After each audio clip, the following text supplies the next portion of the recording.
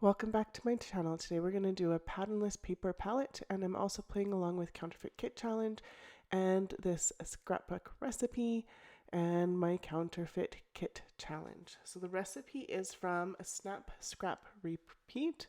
I'm going to scrapbook this photo, and so I need to do mint and white distressed edges and frame for the recipe.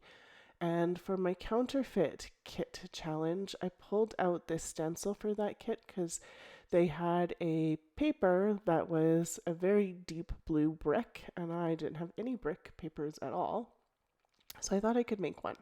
So I pulled out this minty Nouveau mousse, and so I'm going to use the mousse, and I'm going to smear it through the middle of this stencil. I'm just going to make a column here.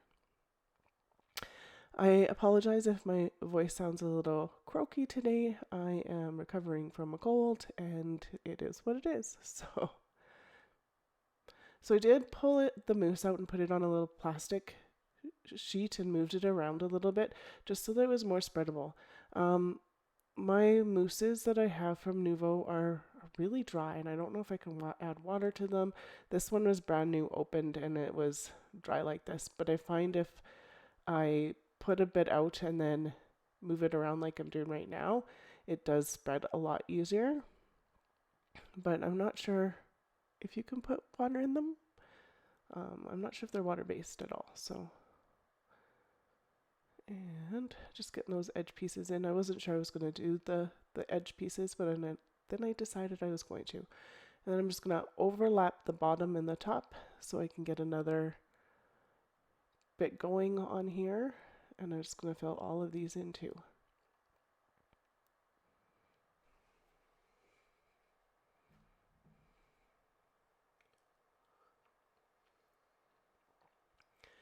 I'm mostly using the back of my palette knife because I find that it does spread a little bit easier this way.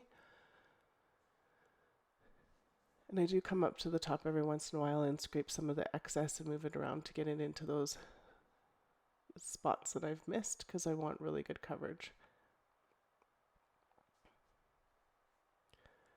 And I'm going to pull it off, and that one's done already. I have some pieces that are out. I was debating going all the way across, but I don't really want to. So I'm going to go wash this up and have a drink of my tea. And I came back and I decided to use my palette knife and see what some of these side ones would look like, a little bit smushed and distressed. So I'm doing this all the way along both sides, the top and the bottom.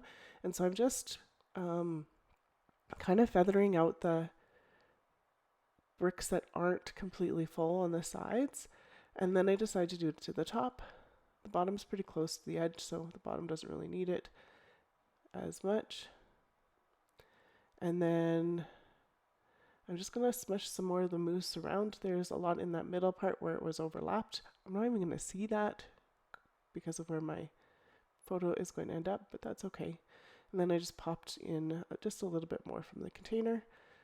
And it looks kind of like a hot mess right now, but it does look really cool when it's dried and embellished. So I'm going to take this photo of my youngest, and I'm just going to crop it down and put it on this slightly bluey mint color.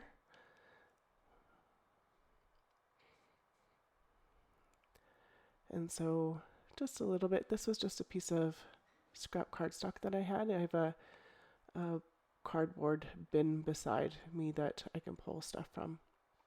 And so I distressed the edges. And so now I have mint and distressed, and I have white because my background is white. So the last thing I need is frames. And so I did hit it with my heat gun for a little bit to dry some of it because I was getting impatient. And then I put it up to the side, thinking about how I want to do these parts of these frames. And so this is 2 Hip Kit Club winter chipboard embellishments. And so I'm going to use a bit of both and get a lot of these on here. So this is still, it's tacky, but it's not leaving, like that one spot is leaving a little bit, but most of it is pretty dry.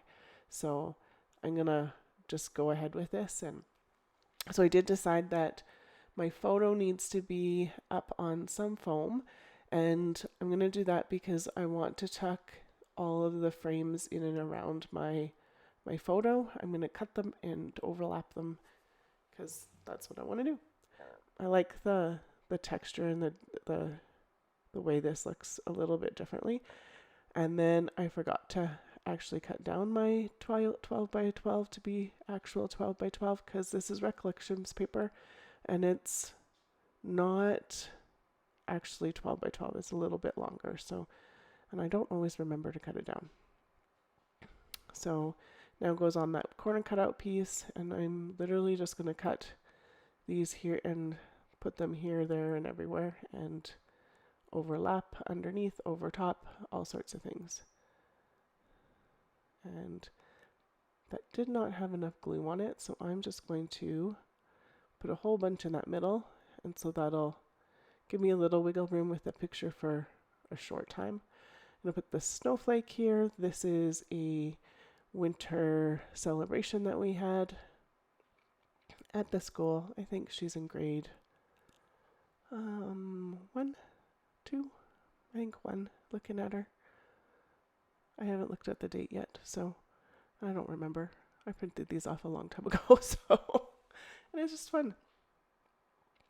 So I am going to use some of the circle ones too, and cutting and overlapping as well, because it gives different movement. And I'm just plunking and dropping, and where does this one go? And this one, like, just getting them in there, overlapping them. Another heart, using the different things I can from each of these pages. They're not really pages, each of these collections. And then I did start with some of the blue or mint ones, and now I'm adding some of the pink ones and the black just to add a little bit of different. I really like the accent of the pink, and the little touches of black really help too. And another snowflake and another heart. So kind of have a diagonal going on here.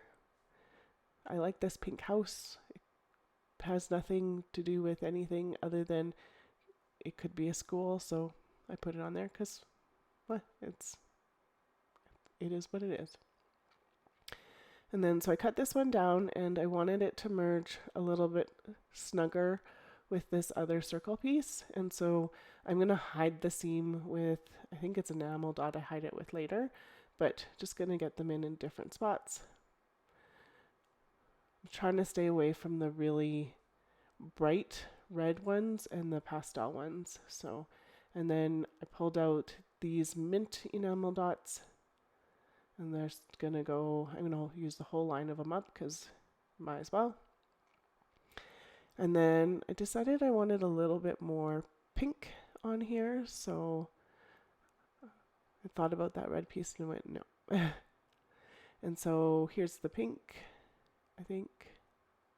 No, sorry, the title's going to come first. So I thought about using this smile title, and then it's just a little too blue.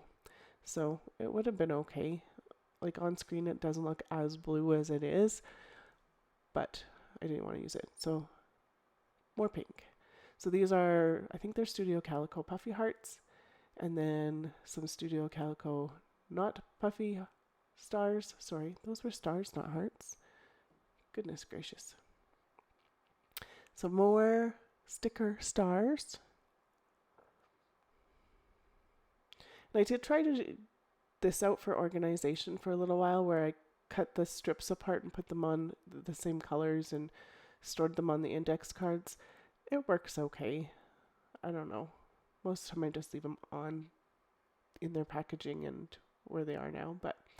And then I decided it needed some more pink, so I put a piece of plastic on my picture, and I'm going to use this pink lemonade from, I think it's Color Theory. I got it from Studio Calico, and I'm just going to do a pile of pink splatters with my really cheap dollar store brush. And this is almost done, so just adding a little bit more.